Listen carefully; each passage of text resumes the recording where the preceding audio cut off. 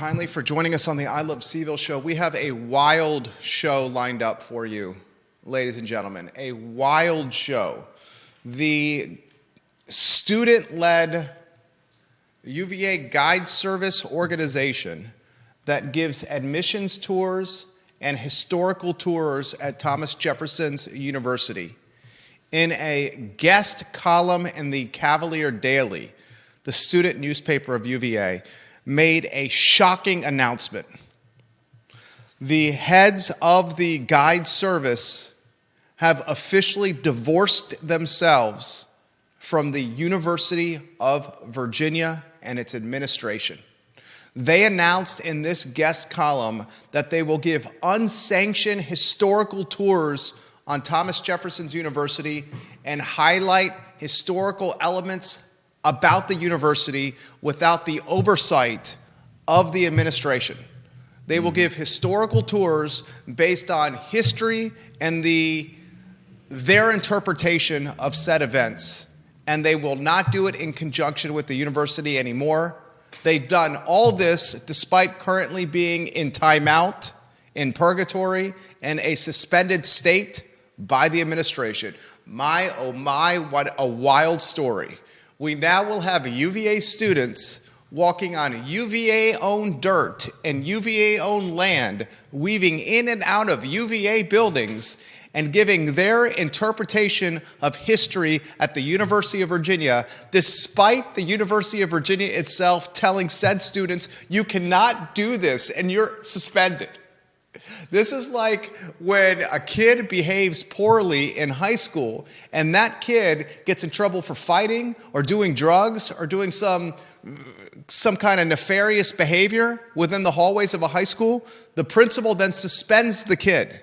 Then the kid says to the principal, while suspended, I don't care that you're suspending me. I'm still going to go back to school and do exactly what I want. And that's what the guide service is doing right now. We're going to unpack this on the Friday edition of the University of Virginia. On the Friday edition of the I Love CVille Show, the University of Virginia giving this program a boatload of content today. How will Jim Ryan respond to this? The Board of Visitors in action literally right now. I assure you this is something they're discussing today, the heavy hitters. How is Bert Ellis responding to this? Bert Ellis and the Jefferson Council. Remember, Bert Ellis, the co-founder of the Jefferson Council with Thomas Neal, who's been on this program. They fought to have the guide service put in timeout in a suspended state. How is Board of Visitors member Bert Ellis responding to this right now? How will Jim Ryan respond to this? We'll talk about this on today's program. And speaking of the University of Virginia, former UVA coach Bronco Mendenhall just got hired by Utah State. 1 year of coaching New Mexico, Bronco Mendenhall. He signs a 6-year contract at Utah State. Remember, this is the same man who took Virginia's football team to prominence, including a 9-5 season in 2019 where they made the Orange Bowl, one of the most prestigious postseason bursts that UVA football has had in what? Generations? And today the Virginia football team is struggling mightily. Some positive news for Virginia football. There was an anonymous donation made to the University of Virginia NIL Collective. It was made by a brokerage firm. It wired money to the NIL Collective, CAV Collective. And this NIL anonymous wire was for many multi-millions, according to a release on virginiasports.com. Cav Futures, the collective. This is a crazy story. I heard the executive director of the Cav Futures NIL collective say today on Jay James's morning show, we woke up, we got a wire from a brokerage firm, it was for multi-millions of dollars, and we have no idea who sent us the money. Good Lord. Crazy times, ladies and gentlemen. We'll also talk Duckpin bowling today. We have the plans for the Duckpin bowling alley on our computer screen in front of us. The old South and Central, the steakhouse, is going to be converted into a Duckpin bowling alley. 6 lanes. That's the intriguing piece here. If you only have 6 lanes, how are you going to manage demand? A question I have on today's program. We'll also talk things to do. We want to give some props to the folks that are at Fashion Square Mall on Toy Lift Friday. We have Samaritans, good Samaritans in our community currently that are braving temperatures in the 20s. With the wind chill, the temperatures are in the teens. They're standing outside, including some people in an elevated bucket truck, 40, 50 feet in the air. And they're doing it all day long. And they're doing it to try to get donation money and toy donations for kids in our community that don't have any presents at Christmas. Imagine you're a kid and you come down the stairs at Christmas and there's no presents under the tree when you have so much faith in Santa Claus bringing presents to you. And then you come down the stairs and there are none. Well, these good Samaritans at the Toy Lift at Fashion Square Mall are doing something about it, and they've been doing something about it for 35 straight years. And Tom Powell and Dave Fafara, Liza Borges, and the crew at Toy Lift, great for you. Props to you. Well done. Support Toy Lift going on right now at Fashion Square Mall. Judah Wickhauer, studio camera, then a 2-shot. I'm going to ask you which headline is most intriguing to you. Why? As you go to the studio camera, then a 2-shot. Then we'll give some props to some of our partners on the I Love CVille show. Good God. Tour guides divorcing themselves from the University of Virginia. They're suspended by the administration. They said, screw you, administration. We don't care that we're suspended. We're still going to do what we want to do, and we're going to do it no matter what you have to say. And we're going to do it on your land, in your buildings, on your property, next to your office, and we don't care if you don't like it. That's literally what's happening right now. This is a hell of a story. No doubt. That's definitely piqued my interest, and I can't say I blame them. They've cited the fact that UVA has given vague reasons for their suspension. And then recently with uncertainty of when the historical tours would be returning, originally it was just going to be 1 semester that they were suspended. Now the university is saying that they'll bring them back online in the summer of 25. And apparently they thought that was going to cost them too much in terms of institutional knowledge. Incredible. Absolutely incredible story. We're going to unpack it for you today on the I Love CVille show. Charlottesville Sanitary Supply, Judah, John Vermillion, and Andrew Vermillion at Charlottesville Sanitary Supply, a 3-generation business, East High Street, Charlottesville Sanitary Supply. Say it loud, say it proud, Charlottesville Sanitary Supply. Give them your business and support the family institutions you want to see make it another 60 years. This is one I want to see. Charlottesville Sanitary Supply survive for another 60, if not another 120 years, just like our buddies at Mexicali Restaurant, Johnny Ornelas, River Hawkins. Street Art Museum meets cocktail bar, meets music venue, meets Latin fusion cuisine and the old world of beer spot. Mexicali Restaurant, Johnny and River have built something special. I suggest the spicy margarita. I've had it myself. It is a cha-cha in your mouth. It is electric. Judah Wickhauer, studio camera and 2-shot. I'm going to set the stage, and then we're going to unpack it. Georgia Gilmer, Logan Wells-Claylow, Ray Cadell, Bill McChesney, Deep Throat, John Blair, Kevin Yancey, local TV and local radio. Giddy up and get ready. The UVA Guide Service, a student-led organization. This student-led organization in the crossfire of OG UVA, old guard UVA. Some may call it conservative UVA. Some may call it traditional UVA. Some may call it Thomas Jefferson proponent UVA. Some may call it the UVA they want to see not change. This guide service in the crossfire of this group of people, including Bert Ellis on the Board of Visitors, Thomas Neal on the Jefferson Council, they were suspended this summer, and the guide service was not allowed to give admissions tours or historical tours. And the administration put some criteria on the guide service, Judah, before they were allowed to give tours again. One of those criteria was a suspension of the fall semester. Another one of those criteria was sensitivity training or historical training, seminars that the guides had to go under, hours, basically sensitivity training, historical training, Yeah. that the administration created, a process, a classroom, a learning environment to, some would say, brainwash. Some would say, make sure they're towing the company line with their speech. Mm-hmm. The UVA Guide Service leaders said, we did all that. We did what they told us.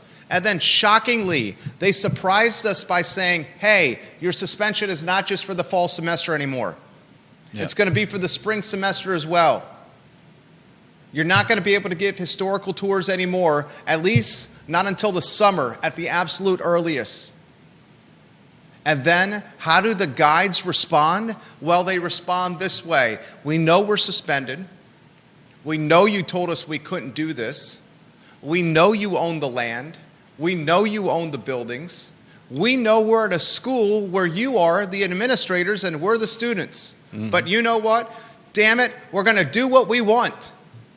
And we're going to give the historical tours, and we're going to interpret the history of UVA as we see fit. We're going to tell the folks that take our unsanctioned tours what we think of Thomas Jefferson and what UVA has done wrong historically, and we're going to do it whether you like it or not. That's what these guides are doing. And ladies and gentlemen, and Judah, I'm going to weave you in here in a matter of moments. They have in print in the Cavalier Daily, in a column commentary yesterday, announced their official divorce from the University of Virginia and the administrators that oversee the suspended Guide Service to student-led organization. This is a bananas story. The University of Virginia over the last 12 to 18 months has created compelling content, incredibly sad content, infuriating content, content rich with fraudulent billing practices and medical chart changing, content that is loaded with pepper spraying students and militarizing the state police, content where the leadership has been questioned, a lot, content where the football and basketball programs are hemorrhaging, content where their football program just got a multi-million-dollar NIL donation yesterday. Anonymously through a wire transfer from a nondescript brokerage firm. This is an effing crazy time. What is under the dirt in Albemarle County in the city of Charlottesville? There's dirt. There's gas that's oozing up. Something that you would see in a Marvel series. Some ooze, some gas coming from the ground that's just creating wackadoo behavior. Guide Service, put the headlines and start rotating those lower thirds on screen. Judah Wickower, where do you want to begin? I mean, does it feel like UVA is losing their grip? At least in some areas. This is a strange move for UVA. When it first started, I think we thought there might be some good explanation that maybe the Guide Service was going a little too woke, making UVA. That was what was alleged by the traditionalists who spoke out against the Guide Service. Yeah, making UVA look bad, and I think there may be some merit to that, but at this point, I think it's becoming more and more murky whether or not that was actually the case or what's really going on. I find it hard to believe that the UVA Guide Service was so out there that they were. I mean, I find it hard to believe that somebody who's gone through all the training that the guides go through would just be walking around the campus bad-mouthing Thomas Jefferson. But here we are. A Guide Service student-led organization. Students that are paying to go to UVA, tens of thousands of dollars every year. Students that have been suspended, an organization that has been suspended and put in timeout for the fall semester, the suspension and timeout extended through the spring semester. an administration that tells the students, you cannot do this. Students then respond to the administration who say, you cannot do this, by saying, we're going to do whatever the heck we want. We're going to give the historical tours whether you like it or not. We're going to interpret the history surrounding UVA the way we want to. We're going to ignore the sensitivity and historical training that you required upon us. And we're going to utilize social media and digital marketing to get admissions or guests or people to sign up for our tours. And we're going to do it on the ground and the dirt that you own, weaving in and out of the buildings that you own, talking about the university that you own. And we're going to start doing it right now. And the University of Virginia is stuck in a rock and a hard place. Yeah. Does the same university who militarized the state police with riot gear and pepper spray utilize another iron-fisted maneuver to squash what students will say, most certainly, is free speech? Will the University of Virginia use iron-fisted strategies to squash or quell or throttle or blow up, bazooka, an organization that says, we've divorced from you, we're not tied to you, this isn't under your purview anymore? Yeah. Is this another, not PR nightmare? Is this another foundation for protest and counter-protest and policing said protests to keep in check? Did the university learn from what happened in early May with the pro-Palestine protesters and how they handled that?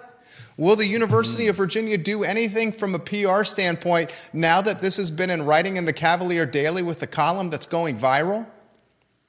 This is a crazy effing story. No doubt. You really think it goes as far as turning into a protest?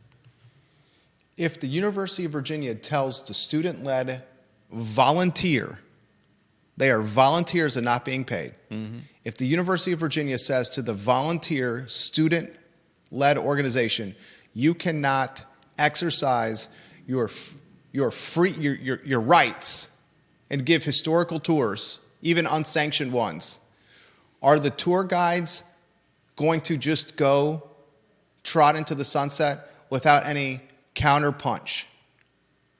What they're doing right now with this column in the Cavalier Daily is not just a counterpunch. It's an attack back. They wrote what looks like a 1,000-word column in the Cavalier Daily with their names on it.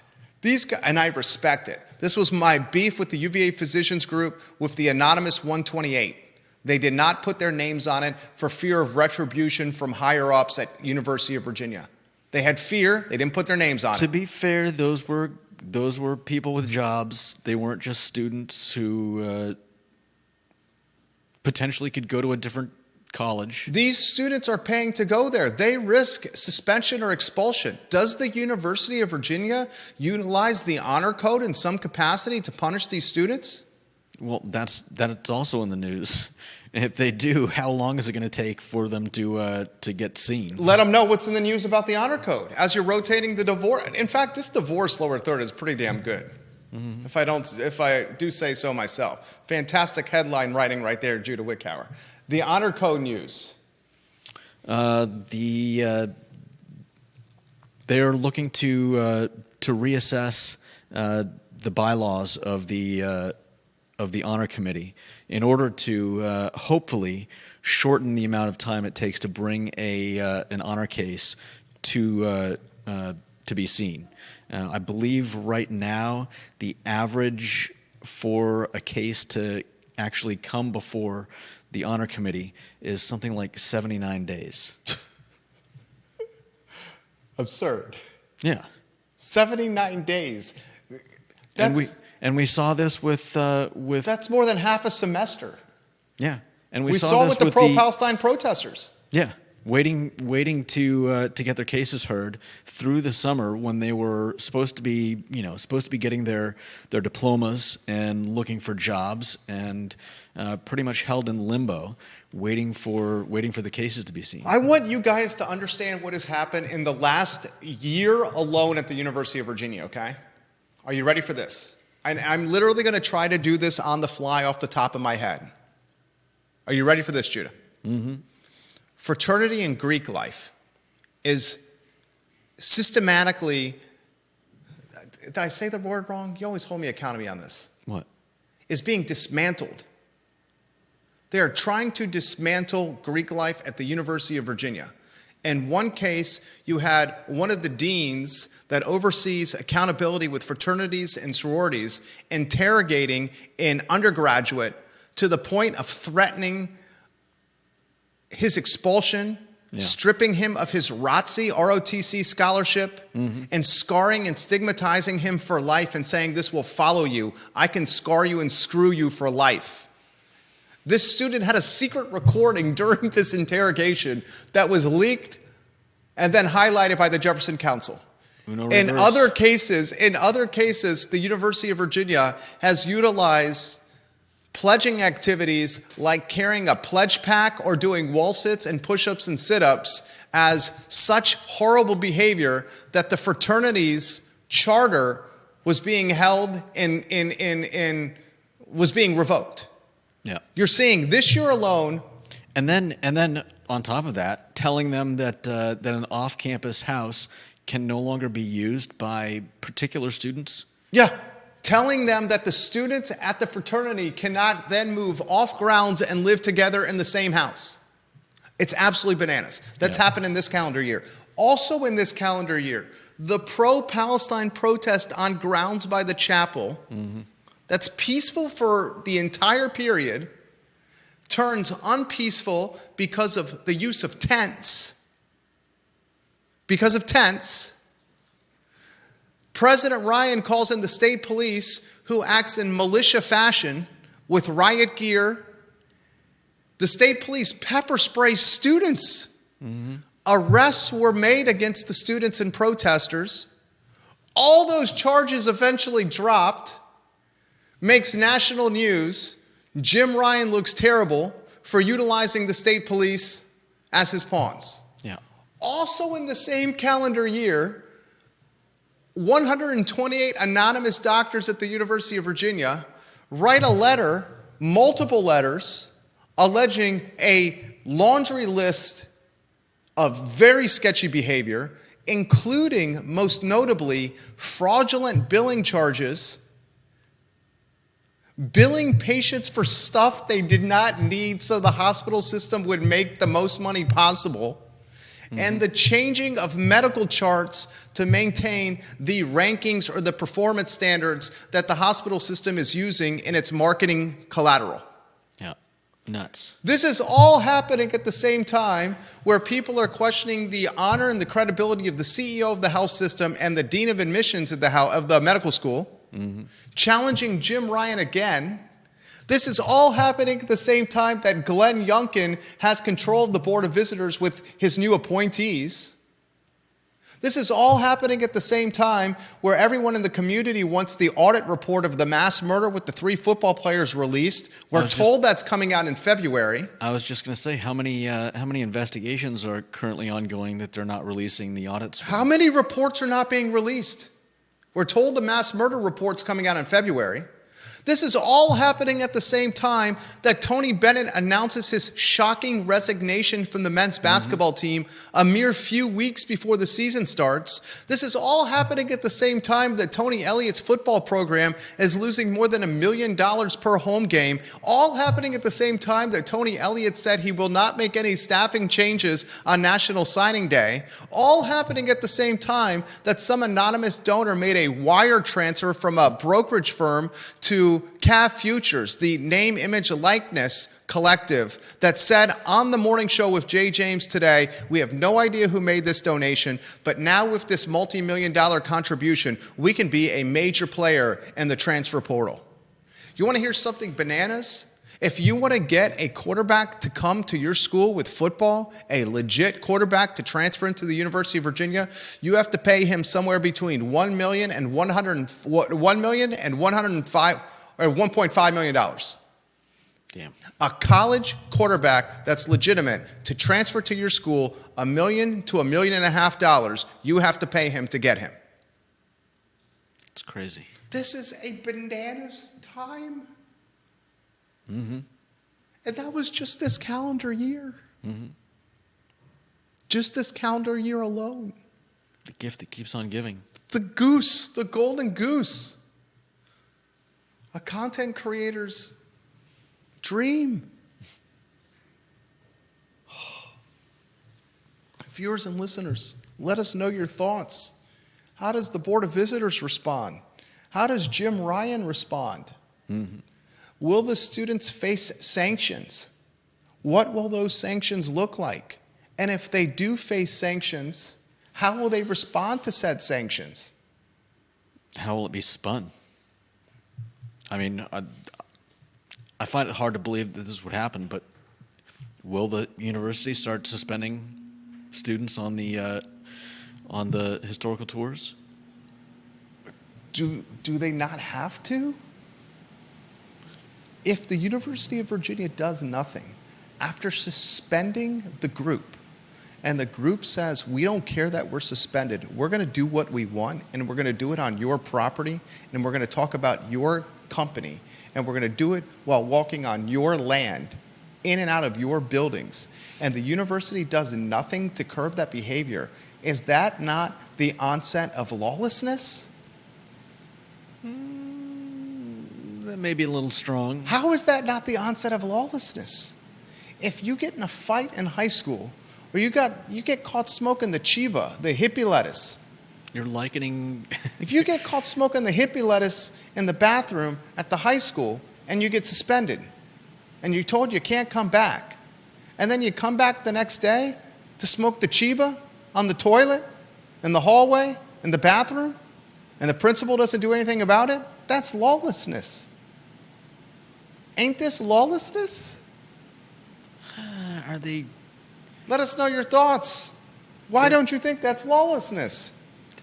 I mean, technically what? They're just walking around university grounds.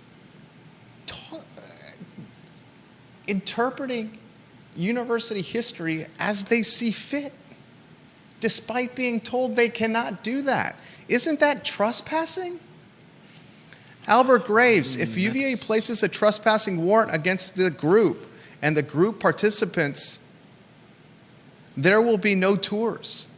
If UVA places a trespassing warrant against the group and the group participants, there will be no tours. Mm-hmm. I would bet you a 750 milliliter of some top level scotch. Do you want to take it? Are we doing a prop bet? Prop bet? I don't know. On what? You already have a bottle of scotch that's coming to the studio bar. I know. You're losing the Lewis Mountain bet. No doubt. On the houses that are coming on market. Mm-hmm. Do we call it a wrap and say, bring in the bottle of scotch on Monday? Or do you want to wait it out? You technically have till the end of the year, but let's cut to the chase. Those homes aren't coming on the market now. Right.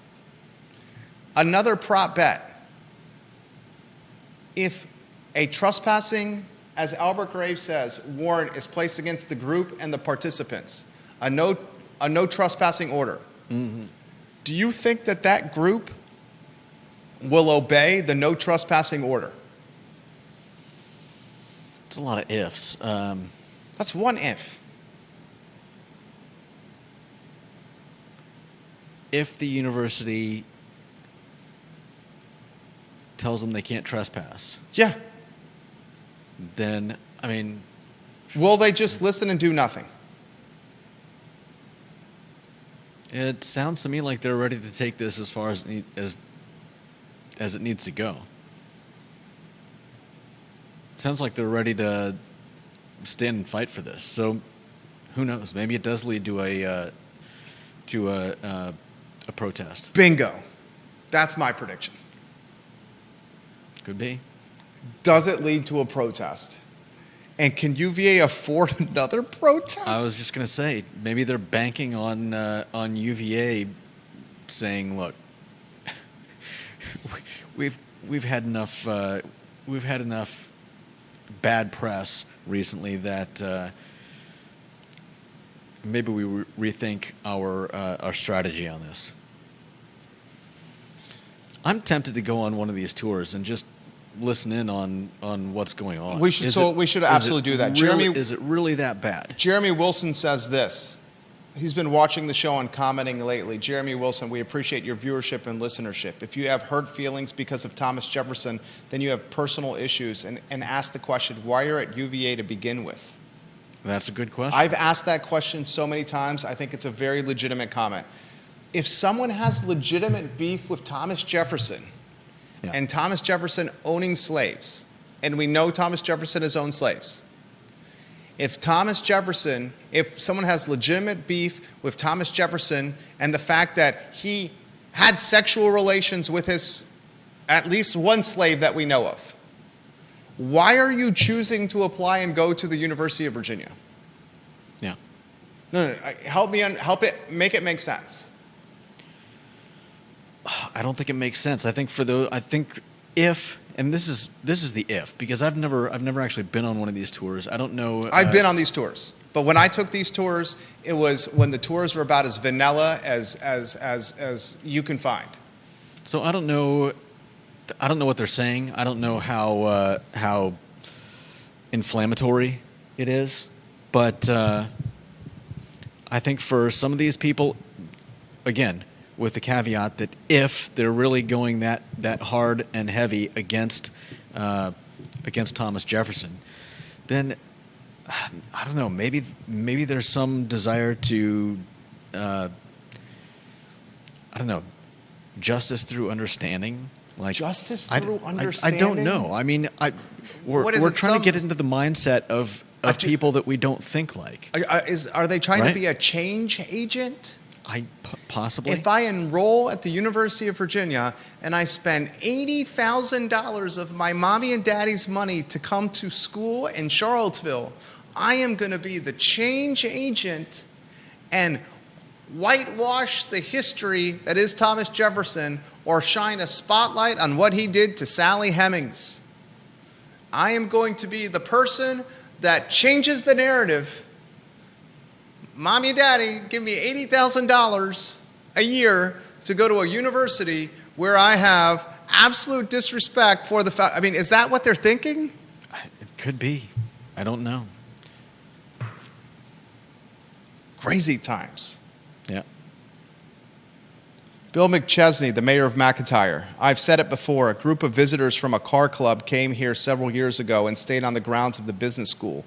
After touring both the grounds and Monticello, they expressed their dismay at the disrespectful nature of the oral content of both tours. We've heard that from a lot of people that watch this program. A lot of people that watch the I Love CVille show have reached out to us that have taken this tour, and they've said that in some cases they've been absolutely appalled by what was presented during these tours. I guess we'll have to wait and find out if they continue along in that vein. If they're just going to go ahead and do what they want. That would be disappointing to me. I kind of like the fact that they're telling UVA to go kick sand. We're going to do what we want. And part of me actually likes the fact that they're doing that too. But if that's all just to go around and make the university look bad, badmouth Thomas Jefferson, I believe there's a serious, I don't know, is it a willful lack of understanding for history? Because if you read the articles, they talk about the fact that, these people, these guides, students who are leading these tours are going through like 40 hours of training. Yeah. And this isn't any of the university training. This is the guide tours training. And part of that, I believe, for free. Part of that, and part of that, I believe, is internalizing. I don't think is the right word, but taking the history of Thomas Jefferson and the university and relating it to their own experiences. So it's not just, they're not just reading off some script. It's personal interpretation. Yeah. It's personal interpretation. There is not a company, a publicly traded company in the world. There's not a Fortune 500 company in the world. UVA has a $14 billion endowment. There is no company in the world with a $14 billion endowment that would allow its team members to personally interpret the company line. There's not one.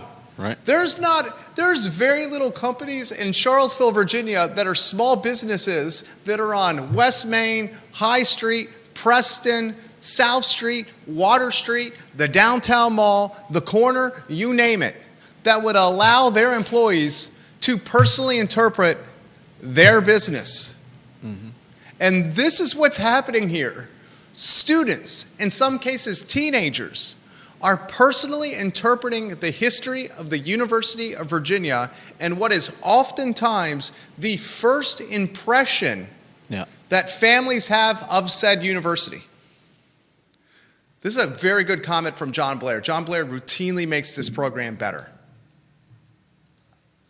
Jerry, keep an eye on the Board of Visitors meeting today. Listen to this, Judah. Only the Board of Visitors can make policy for the university. I don't actually think that trespassing charges could be brought against current students. I don't think so either. Rather, the Board of Visitors could adopt a policy to stop the conduct at issue. Is Bert Ellis right now, who is vehemently against the tour guides? Bert Ellis is gaining clout and has a majority on the board, the co-founder of the Jefferson Council. Part of their mission of launching the Jefferson Council is preserving the historical integrity of the university, specifically Thomas Jefferson's reputation. Yeah.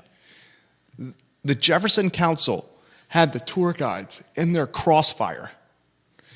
Bert Ellis has a majority on the board, on the BOV. Mm-hmm. Is he right now utilizing that majority on the BOV to come up with a plan that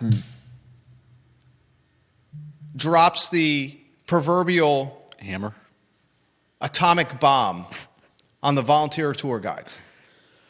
I don't know, but I hope the tour guides realize the chance they have here, and there's a couple ways they can go. Obviously, they can continue in the vein they've been going. As you said, we've heard from many of our viewers, and that just feels petulant to me. We're going to do what we want.